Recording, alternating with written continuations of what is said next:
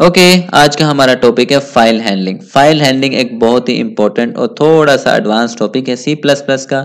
तो file handling की बात करें, file handling allow us to store data permanently. अब जो भी हमारे प्रोग्राम की आउटपुट होगी, इससे पहले क्या हो रहा था, फाइल हैंडलिंग से जो भी हम प्रोग्राम लिखते थे हम उसको एग्जीक्यूट करते थे।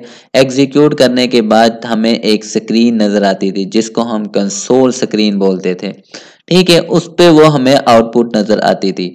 जैसे ही हमने इस प्रोग्राम को क्लोज किया, ठीक है, तो ये आउटपुट भी हमारी क्या हो जाती थी, डिस्ट्रॉय हो जाती थी। क्यों? क्योंकि ये किस में स्टोर होती थी, रैम के अंदर। और रैम जो है हमारी रन टाइम पे डाटा को स्टोर करती है। जैसे ही आपने इस विंडो को क्लोज किया या प्रोग्राम को क्लोज किया, ये जो हमारी आउटपुट का डेटा था ये भी जाया हो जाता था। उसके बाद आ जाती है फाइल हैंडलिंग। अब हम क्या करेंगे, ये जो डेटा है, जो हमारा आउटपुट का डेटा है, इसको हम स्टोर करवा देते हैं एक फाइल के अंदर। ठीक है, अब चाहे हम इस प्रोग्राम को क्लोज कर दें, लेकिन ये जो डेटा हमने यहाँ पे स्टोर करवाया ये डिस्ट्रॉय नहीं होगा। क्यों? क्योंकि ये स्टोर होगा हमारे हार्ड डिस्क के अंदर। ठीक है, और हार्ड डिस्क के अंदर डेटा परमानेंटली स्टोर होता है। ठीक हो गया। अब इस डेटा को स्टोर करने के लिए सी प्लस प्लस हमें प्रोवाइड करती है एफ स्ट्रीम लाइब्रेरी, जिसको हम जहाँ पे आयो स्ट्रीम को हम लिखते हैं ना, वहां पे हम एफ स्ट्रीम एक नई हेडर फाइल ऐड करते हैं एफ स्ट्रीम नाम से। ठीक है, जब हम ये ऐड कर देंगे तो तब हम अपनी फाइल के अंदर परमानेंटली डेटा को स्टोर करवा सकते हैं।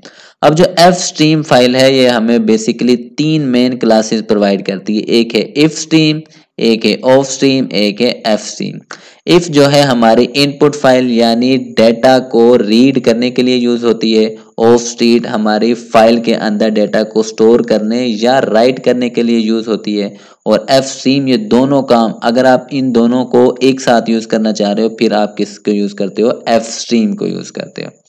ठीक है, तो अब हम एक सिंपल प्रोग्राम की मदद से डेटा को स्टोर करवाएंगे अपनी फाइल के अंदर। ठीक है, तो सबसे पहले हम क्या करते हैं, बेसिक स्ट्रक्चर बना लेते हैं।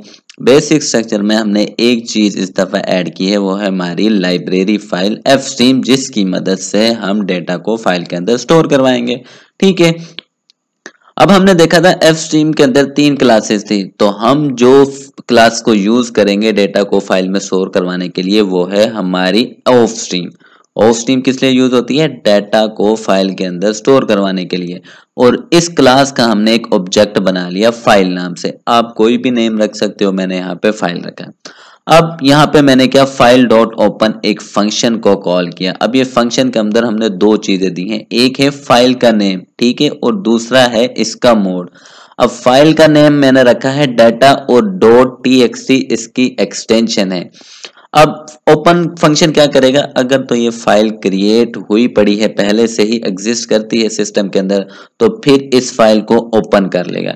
लेकिन अगर ये फाइल सिस्टम के अंदर एग्जिस्ट नहीं करती तो फिर इस फाइल को न्यू क्रिएट करेगा। ठीक है, और दूसरे नंबर पे आ जाती है हमारे पास मोड। मोड किस लिए यूज होता है, बेसिकली ये बताता है कि आप इस फाइल के साथ क्या करने वाले हो, क्या डेटा रीड करने वाले हो, क्या राइट करने वाले हो। तो जो आउट मोड है ये डेटा स्टोर करवाने के लिए, डेटा राइट करने के लिए यूज होता है। ठीक है, अब ये जो मैंने दो लाइनों का कोड लिखा है, मैं इसे शॉर्ट फॉर्म में कुछ इस तरह भी लिख सकता हूँ। ऑफ स्ट्रीम फाइल डाटा, यहाँ पे क्या हुआ, सिर्फ हमने ओपन को यहाँ पे खत्म कर दिया, डायरेक्ट लिख दिया है। ठीक है, एक लाइन में। उसके बाद हमने क्या, एक कंडीशन लगा दी। अब ये कंडीशन क्या करी, अब ऐसा भी हो सकता है ना, किसी वजह से, किसी एरर की वजह से या लॉजिकल एरर की वजह से ये फाइल क्रिएट ना हो या ओपन ना हो, तो हम क्या, उसके लिए हमने क्या लगा दी, एक कंडीशन लगा दी। अगर तो फाइल ओपन नहीं होती या क्रिएट नहीं होती तो हमें क्या मिल जाएगा, ये मैसेज मिल जाएगा, फाइल नॉट क्रिएटेड, और यहीं से हमारा प्रोग्राम रिटर्न हो जाएगा यानी एंड हो जाएगा। लेकिन अगर फाइल क्रिएट हो जाती है तो फिर ये कंडीशन गलत हो जाएगी, हम आ जाएंगे इस कंडीशन से बाहर यानी इफ की बॉडी से बाहर। ठीक है, और यहाँ पे हम अपने डेटा को स्टोर करवा देंगे। ठीक है, तो अब क्योंकि हम फाइल के अंदर स्टोर करवा रहे हैं, हमने क्या बनाया, उसका ऑब्जेक्ट बनाया हुआ है, तो अब हम सी आउट नहीं करेंगे बल्कि फाइल डबल एंगल ब्रैकेट और डबल कोड के अंदर जो हमने स्टोर करवाना है उसको यहाँ पे राइट कर देंगे।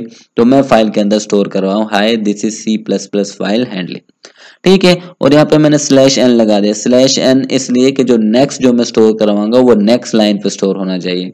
ठीक है, उसके बाद मैं इसको स्टोर करवा रहा हूँ, फिर सेम यहाँ पे मैंने क्या स्टोर किया, सेकंड लाइन इन फाइल। तो ये फर्स्ट लाइन पे है, ये सेकंड लाइन पे मैंने अपनी फाइल के अंदर स्टोर करवा दिया। जब डेटा स्टोर करवा दिया जाता है, फिर इस फाइल को जो हमने यहाँ पे ओपन की थी इसको क्लोज करना होता है। तो यहाँ पे मैंने फाइल को क्लोज कर दिया। जब फाइल क्लोज हो गई तो मुझे आउटपुट के लिए एक मैसेज चाहिए कि भाई क्या डेटा सक्सेसफुली स्टोर हो चुका है। तो उसके लिए मैंने ये मैसेज प्रिंट करवा दिया, डेटा रिटर्न सक्सेसफुली। ठीक है, क्योंकि ये तो हमें नजर नहीं आएगा ना, ये तो फाइल के अंदर जाएगा, लेकिन ये जो हमने यहाँ पे प्रिंट करवाया ये हमारी स्क्रीन पे, कंसोल स्क्रीन पे हमें नजर आएगा। ठीक हो गया। तो मैं सारा कुछ अरेज करके आपको समझाता हूँ इसकी वर्किंग किस तरह से होगी। तो जैसे ही हम अपने प्रोग्राम को एग्जीक्यूट करेंगे, हमारा कंट्रोल आएगा। सबसे पहले यहाँ पे उसे ऑफ स्ट्रीम का ऑब्जेक्ट मिलेगा। उसके बाद क्या होगा, फाइल को ओपन किया जाएगा। अगर तो फाइल एग्जिस्ट करती है तो फिर तो ओपन होगी, अगर डेटा नाम की फाइल एग्जिस्ट नहीं करती तो फिर न्यू क्रिएट होगी। तो यहाँ पे मान लो ये डेटा नाम की हमारी फाइल क्रिएट हो चुकी, फिर ठीक है। उसके बाद कंडीशन चेक होगी, तो फाइल तो एग्जिस्ट करती है, तो फिर ये कंडीशन क्या हो गई, फॉल्स हो गई। तो जिसकी वजह से हम आ गए यहाँ पे। अब हम फाइल के अंदर, ठीक है, यही है ना हमारी फाइल। फाइल के अंदर हम क्या store, hi this is C++ file handling. तो ये मैसेज यहाँ पे फाइल के अंदर स्टोर हुआ। फिर उसके बाद जब हमें /n मिला, तो जो भी अब जो नेक्स्ट जो हमारी लाइन है ये क्या हो जाएगी, नेक्स्ट लाइन के ऊपर ये स्टोर कर दिया गया। उसके बाद इस फाइल को क्या कर दिया, क्लोज कर दिया। जो हमें स्टोर करवाना था हम स्टोर करवा चुके, तो अब ये फाइल क्या हो जाएगी, क्लोज हो जाएगी। उसके बाद हमारी आउटपुट स्क्रीन पे, अब देखो यहाँ पे हम सी आउट करवा रहे हैं, यानी हमारी कंसोल स्क्रीन, आउटपुट स्क्रीन, उसके ऊपर हमें क्या मैसेज होगा, डेटा रिटर्न सक्सेसफुली, यानी हमारा डेटा सक्सेसफुली स्टोर हो चुका है। ठीक है, तो इस तरह से हम फाइल के अंदर डेटा को स्टोर करवाते हैं। अब मैं आपको लेके चलता हूँ अपने डेव C++ के टूल में, जहां पे हम इसको प्रैक्टिकली इसकी आउटपुट को देखेंगे, जो फाइल क्रिएट हुई है उसको देखेंगे, उस फाइल के अंदर जो डेटा है उसको देखेंगे। तो ये हमारा डेव C++ का टूल है। जो मैंने प्रोग्राम वहां पे आपको ड्राई रन किया, वही सेम प्रोग्राम मैंने यहाँ पे राइट कर दिया। ठीक है, तो हम इसको कंपाइल करेंगे। कंपाइल करने से पहले ये बोलेगा कि आप इस प्रोग्राम को सेव करो। जहां पे, याद रखना, जहां पे आप इस प्रोग्राम को सेव करोगे वहीं पे आपकी फाइल जनरेट होगी। तो देखो मैं डेस्कटॉप सिलेक्ट किया, डेस्कटॉप पे मैं इसको स्टोर कर रहा हूं, मैं इसका नाम रख देता हूं फाइल। तो जैसे ही मैंने सेव किया, ये क्या हो जाएगा, कंपाइल होना स्टार्ट हुआ।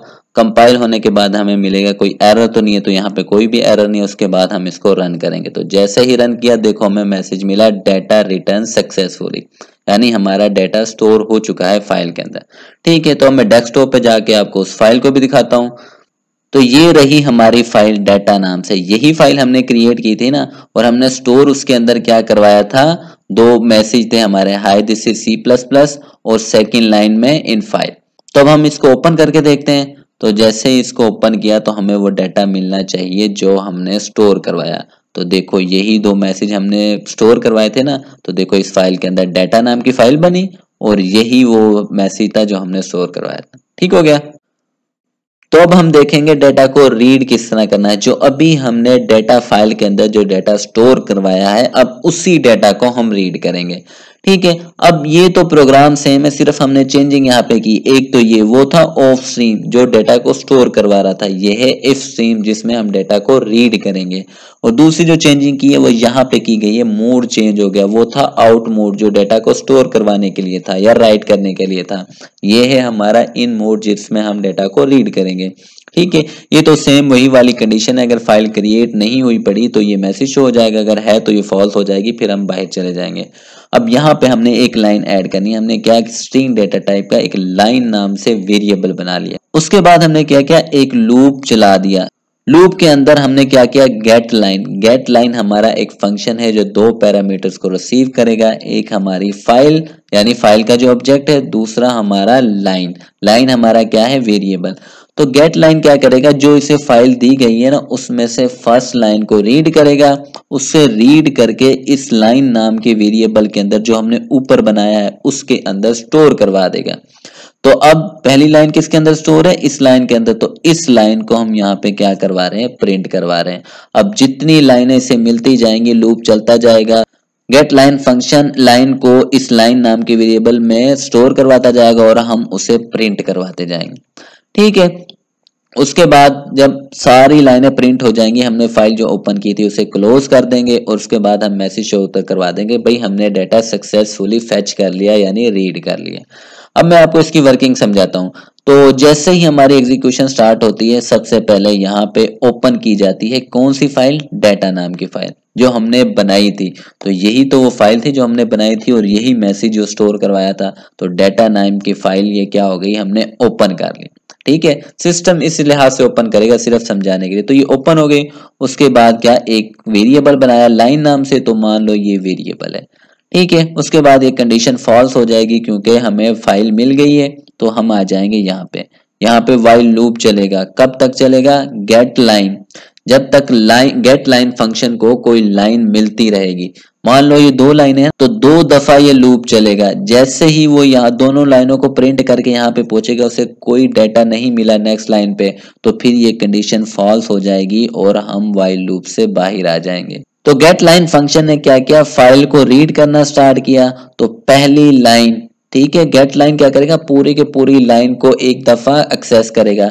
उस फाइल को रीड करके उसने स्टोर करवा दिया लाइन के अंदर। हम साथ में आउटपुट स्क्रीन भी बना लेते हैं। अब जो हमारा फर्स्ट लाइन का जो डाटा है वो लाइन नाम के वेरिएबल के अंदर है और यहाँ पे हम उसको सी आउट करवा रहे हैं। सी आउट हमारी आउटपुट स्क्रीन हमने बना ली। यहाँ पे ये जो हमारी फाइल का डाटा है वो यहाँ पे अब हमें शो होगा क्योंकि ये रीड कर लिया है गेट लाइन फंक्शन है। फिर दोबारा से लूप चलेगा। लूप फिर क्या करेगा, get line function second line को एक्सेस करेगा और फिर हम इसको यहाँ पे प्रिंट करवा रहे हैं तो फिर ये वाली लाइन भी यहाँ पे प्रिंट हो जाएगी।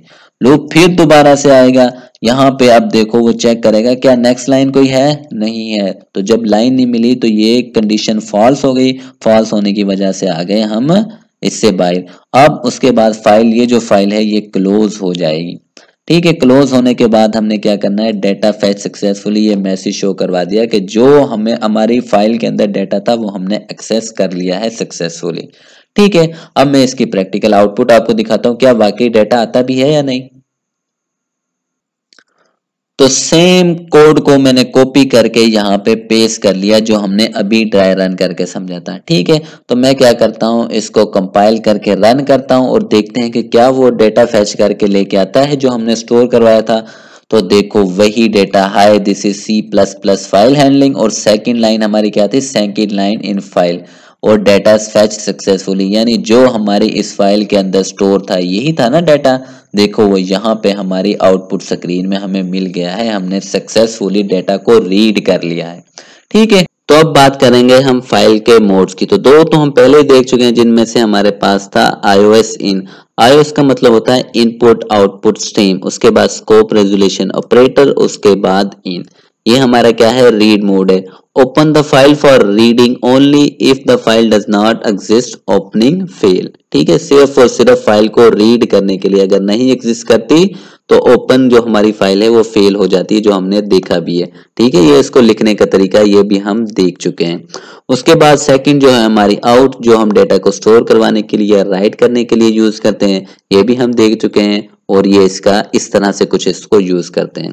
ठीक है, उसके बाद आ जाती है हमारी truncate. If the file already exist is content deleted when open, this is default behaviour of iOS out. अब इसमें क्या होता है, बेसिकली जब आप प्रोग्राम को रन करते हो तो आप क्या करते हो, फॉर एग्जांपल आपने हेलो स्टोर करवाना था।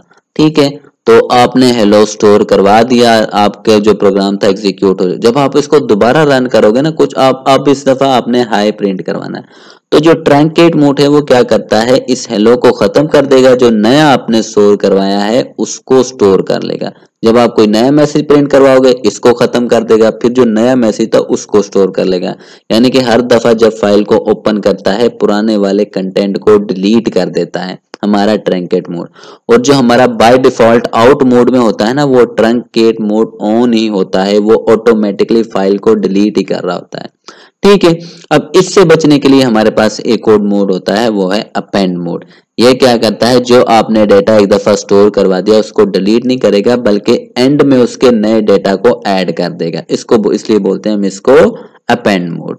ठीक है, फॉर एग्जांपल जैसे आपने ये हेलो लिखा था तो आप दोबारा से हाई लिखना चाह रहे हो तो ये उसके एंड से स्टार्ट करेगा, यहाँ पे हाई लिख देगा। ठीक हो गया। तो ये हमारा अपेंड का काम है। और एक और जो हमारा मोड है वो है एट द एंड। ये सेम ही जिस तरह अपेंड मोड है ये इसी तरह वर्क करता है, लेकिन फर्क सिर्फ इतना है इसमें हम पोजीशन को चेंज कर सकें कर्सर की। ठीक है, फॉर एग्जांपल जैसे हेलो है, अपेंड तो क्या करेगा, इस आखिर से स्टार्ट करे, लेकिन अगर आप चाहते हो कि मैं यहाँ से स्टार्ट से दोबारा से स्टार्ट करूं और ये भी मेरा यहीं पर है हेलो भी, ठीक है, तो एच की जगह पे मैं कुछ रिप्लेस करना चाह रहा हूँ, फिर आप क्या करोगे, एट द एंड मोड को यूज करेगा और उसे पोजीशन बता देगा किस पोजीशन पे आपने चेंजिंग करनी है। अब इसको जो लिखने का तरीका है ना, अब जो इसका बाय डिफॉल्ट होता है ना, इसका ट्रंकेट मोड ऑन होता है, यानी ये मोड भी हर दफा जो नया पुराना डाटा होता है उसको डिलीट कर देता है। तो उसको स्टॉप करने के लिए हमें पहले ये मोड लिखना होता है रीड इन का। ठीक है, फाइल को रीड करने के लिए जिसको हम यूज करते हैं, ये क्या करता है, इस ट्रंकेट को स्टॉप कर देता है। उसके बाद आप ATE लगा सकते हो, उसके बाद डाटा आपका डिलीट नहीं होगा। हम इनको प्रैक्टिकली देखते हैं। एक और मोड होता है, वो होता है हमारा बाइनरी मोड, जो यूज होता है अब जिस तरह से यहाँ पे हम डाटा स्टोर करवा रहे हैं हमारे इंग्लिश के अल्फाज में, लेकिन अगर आपने कंप्यूटर की जुबान में, कंप्यूटर की लैंग्वेज में डाटा स्टोर करवाना है, यानी 0 और 1 की फॉर्म में, फिर आप बाइनरी मोड का यूज करते हो। ओके, तो चलते हैं इनके प्रैक्टिकली देखते हैं। दो को तो हम देख चुके हैं। तो ये वही सेम प्रोग्राम है जिसमें हमने डेटा को स्टोर करवाया था। अब इसमें देखो ये हमारा क्या कर रहे हैं, डेटा को स्टोर करवा रहे हैं, आउट मोड को यूज कर रहे हैं। तो ट्रंकेट मोड बेसिकली इसमें ऑटोमेटिकली ऑन है। देखो मैं इसको दोबारा रन करूंगा ना, तो ये जो पुराना मेरा डेटा था ना, इसने उसको अरेज कर दिया, जो नया डेटा है उसको स्टोर करवा दिया।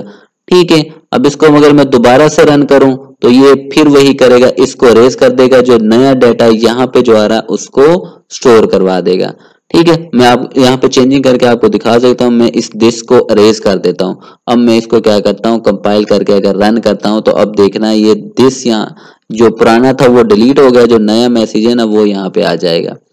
ठीक है, तो देखो वो जो दिस मैसेज था वो इसने क्या कर दिया, अरेज कर दिया। क्यों? क्योंकि वो पुराना था, जो नया है उसको स्टोर कर लिया। इस तरह से बेसिकली ट्रंकेट मोड। अब ये डेटा बार बार डिलीट ना हो उसके लिए बस हमने चेंजिंग करती है, यहाँ पे ऐप लिख दिया, यानी अपेंड मोड काम करेगा। अब मैं जब भी इसको एग्जीक्यूट करूंगा, रन करूंगा, तो ये डेटा रहेगा और नया ऐड होता जाएगा।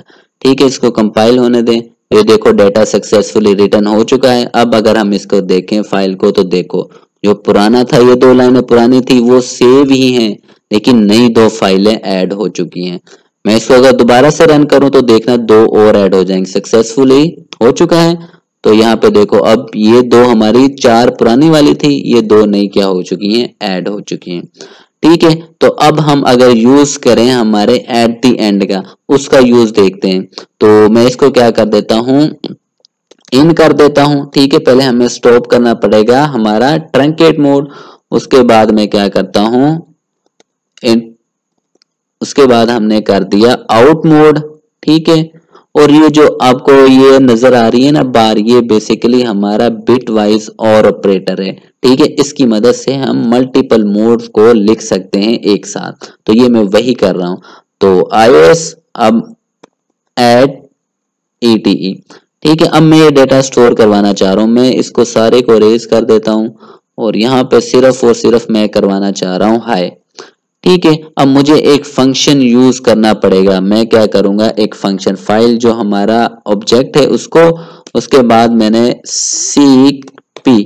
ठीक है, ये मुझे पोजीशन बतानी है कहाँ पे स्टोर करवाना है आपने है। तो मैं 0 पोजीशन पे, यानी 0 स्टार्ट में ही, स्टार्ट में मतलब यहाँ पे स्टोर करवाना यहाँ पे पहले से ही है।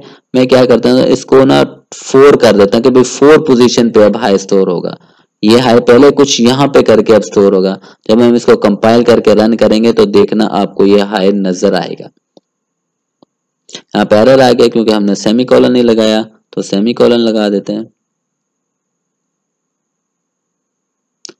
तो देखो डाटा सक्सेसफुली हो चुका है, तो देखते हैं। तो अब देखो ये रहा हमारा हाई उस पोजीशन पे, 4th पोजीशन पे। 2 ये हो गई, 3rd हमारा, ये 4th पोजीशन पे देखो हाई हमारा आ चुका है। ये होता है हमारा, और जो पुराने वाला डाटा है वो भी सेव ही है, वो ये अब होते हैं हमारा एट द एंड मोड। ठीक है, आई होप आपको समझ आ गई होगी। कोई क्वेश्चन हो तो लाजमी पूछेगा, चैनल को लाजमी सब्सक्राइब कीजिएगा। ठीक है।